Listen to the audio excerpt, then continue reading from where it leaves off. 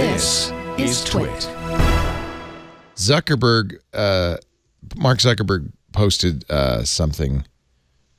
This is not the article, but Mark Zuckerberg posted something about what a tough year it was, and how much we're going to work harder next year, and all of that. Year-end overview, and Zach Whitaker had a great headline. He said, Zuckerberg's tone-deaf year-end note reads like 1,000 words of patting himself on the back and shows little contrition or empathy for the harm Facebook caused. Well, I think empathy is something difficult for Zuckerberg. Yeah, I truly do. Yeah. I think it's he's very... also a true. I think he's a true believer. I think part of the problem. Like, he believes so much in the value that Facebook's adding to the world. It's hard for him to see any harm. Yes, that's where the empathy comes in. Yeah. Yeah, right. Yeah, you're right. Yeah. Though I also think that he's data-driven, and this goes back to his original comment on the Russian stuff and poo-pooing it. And then if you look at the different interpretations of the study that the Senate did, there's a very good story, I think, in The Nation. Full disclosure, as I raised money for my school from Facebook. I'm independent of Facebook, and I received no money personally from Facebook or any of the platforms. End of disclosure. But The Nation story, I think, was very good, saying this Russian stuff was actually penny ante, minor nothing, and we're acting as if they took over the election, and the papers are trying to present it that way. But he said the data just doesn't back it up, and Zuckerberg is data-driven. And I think the problem he keeps going back to is, but the data says nothing really happened. But he cannot say that, because that's when he does, right, he gets smashed because people are saying, no, we expect you to be contrite. And he wants to say, but the data. But the data. But the data. So you wrote a piece on Medium. I kind of had to write something because, somebody attacked me because I wasn't attacking Facebook. So it was based on that New York Times story. But the thing was, it perhaps was not the best opportunity. As I said at the beginning, I want to inveigh against Facebook, but this is not the opportunity, because the New York Times story about Facebook turned out to be a load of hooey all in all, not entirely. But when they complained that, oh my God, Netflix is reading your messages. Yes, because Netflix had read, write, and delete access, so you could do messages from Netflix. That's how it works. And so the Times made a big deal. Others made a big deal. And in this case, Alex Stamos, who of course was Stamos, who was Facebook, but I think has been an honest broker. CISO, their chief information security. Security officer. Said this is the way things are supposed to operate. We want them to open up. We want them to do this, and you're going to hell. James Ball, who is a really tough British journalist, said that this is the hill he's going to die on, but sharing the content of messages was what makes messaging work. So it was bad reporting from the Times. And the problem, it's a standard media thing. You've heard me do it before, but I kind of went off and I said, all right, I think what media wants out of Facebook is, blaring, they ruined everybody's privacy. They ruined democracy. Facebook has problems. Those aren't the problems. I think Facebook's problems are actually a little bit, one more second, if I could, a little more subtle and nuanced, and thus more difficult. Facebook has cultural problems. And part of what you said a minute ago, Leo, was the optimism piece is what gets them in trouble, is they didn't anticipate and they didn't deal with manipulation, thus they didn't protect us from it. Their opacity is a problem. Their secrecy is a problem. Their belief that they can do some crappy things like go after George Soros in private is a big honking problem. So Facebook has problems. Let there be no doubt. But all I'm trying to say is I think media are trying to go after the wrong problems and the simplistic problems and the wrong way. Sorry, Stacey, I'm done now. No. I'm gonna just tweak this a little bit and suggest that this may not be a load of hooey, and it may not be. The New York Times is trying, and you see it in several of its tech-focused stories. So imagine, the editor there with this worldview, that they're trying to educate people about how they're sharing their data and what that really means, because the tech companies aren't doing it. So you saw that with their location sharing coverage. You saw that with Cambridge Analytica. And honestly, when I look at their coverage of Facebook about like the data sharing they had with Spotify and Netflix, that's how I read this. I didn't read this so much as Facebook super evil.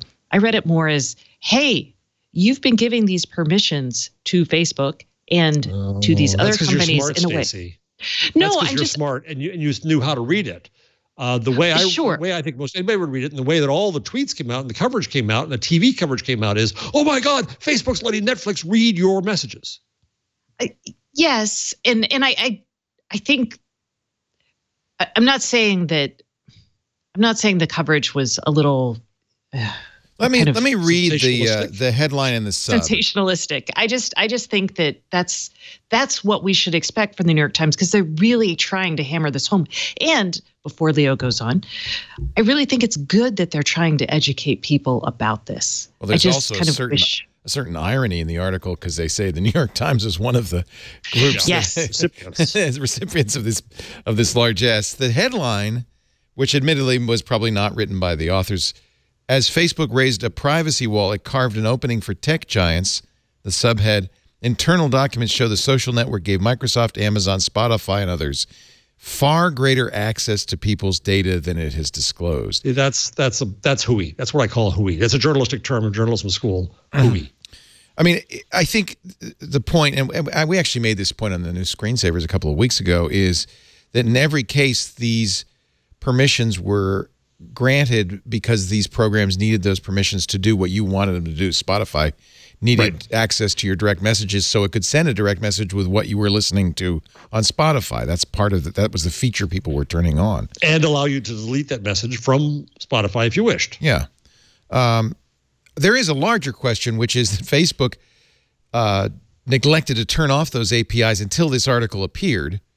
So they didn't take it as seriously as maybe they should have, even though they turned those features. They say they turned those features off for those companies. In what, 2017? 2017. But the fact the API continued till the New York Times article came out. Right. So Facebook's problem in this case was not they're sharing your data. Facebook's problem is they were being sloppy. And they weren't caring enough. They're sloppy. But I think that's the lesson. And I think, Stacey, if there's a lesson that the New York Times is trying to teach, that is an important lesson, is that Facebook is sloppy with your data. Oh, yes. And that is most of these companies are sloppy with your data. All of them are, yes. Yeah. They don't store it in any reasonable manner. They don't encrypt it. Yeah. They stick it on public databases. Is that going to change this year? Is this going to be the year that governments force this, and companies, in the face of potential government regulation in the U.S., start paying better attention to this? Yes, companies are already starting to pay better attention to it. They're getting genuine costs associated with it. So yes, we're going to see that. And I think it's guaranteed that we're going to get some sort of privacy law. I hate saying that because I feel like our political situation is so unhinged at the moment, but I do actually think it's going to happen.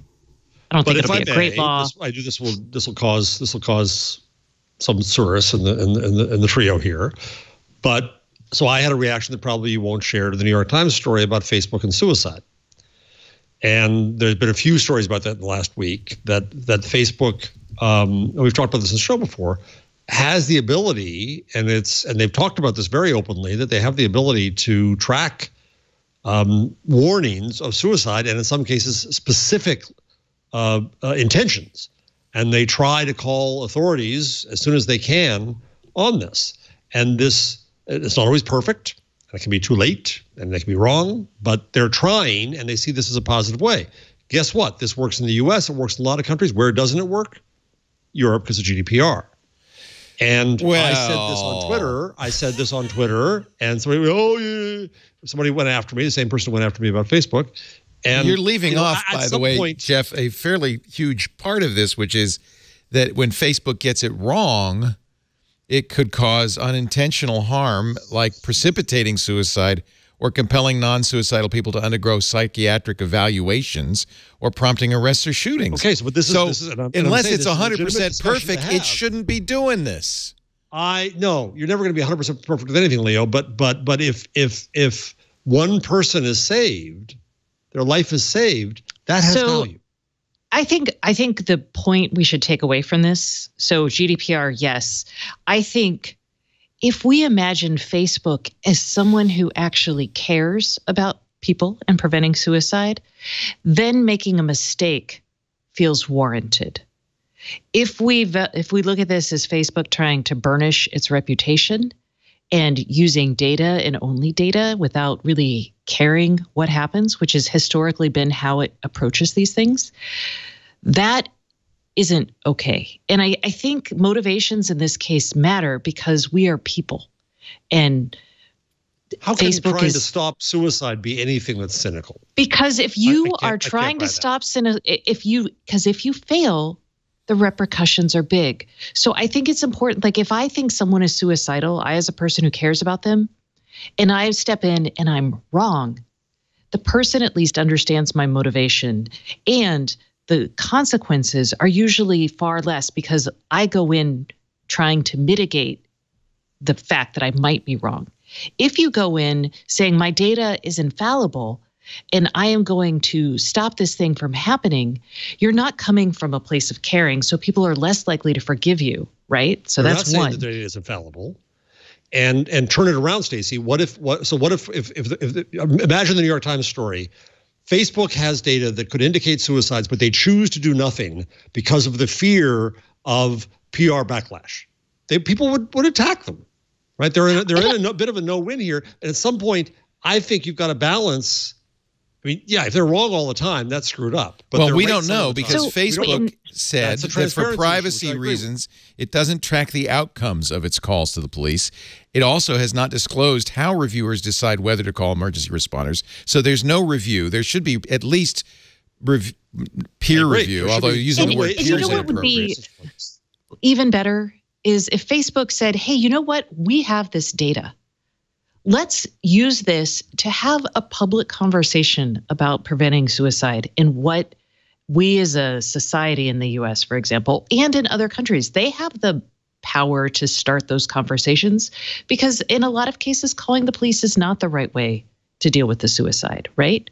So instead of coming in and being like, wow, the data says this, we're going to try to take action. Let's have a conversation. And I think Silicon Valley is terrible at having conversations with people in organizations because they think they know, because they have data. And it's hard to have a hard, meaty policy conversation about this. But imagine the headline if Facebook says, and they're smart, hey, we have this data and we want to have a conversation. We have found that when we call police, or we have seen the data around police calls to suicide, and they proportionally end up harming people. Let's have a conversation about what we should do instead. And they start to spearhead that and put their weight behind that. That's really interesting. We don't have that kind of leadership. Let me push it, Stacey. Let me push it a little bit, Stacey. In some of these cases that were in the New York Times story, it wasn't about data. It was about somebody specifically saying, I'm going home right now to commit suicide. I'm going to kill myself. What do they do then? They do police well checks. They do. I mean, that's what they do today. Okay, that's what they're doing. But that's what they're doing. But with the scale they have, they can send them to places. It's one thing to do a police well check on Pete Davidson. It's another to send somebody for like some person who is in a predominantly Black area of town that is a high incidence of gang violence. Those are going to get treated very differently. And I think it's important to recognize that. Yeah, and I agree we need a conversation, and I agree that we need to set that they should want standards set from outside. But what I'm trying to say is that somebody went after me for saying, forget it, GDPR, no, never ever use this data. And I think that is cynical, and I think that is murderous in some cases. And we have something here that this has really been a case, not just Facebook, but other platforms around veterans. And it's a huge problem. And if we could together find ways to help people, we should try.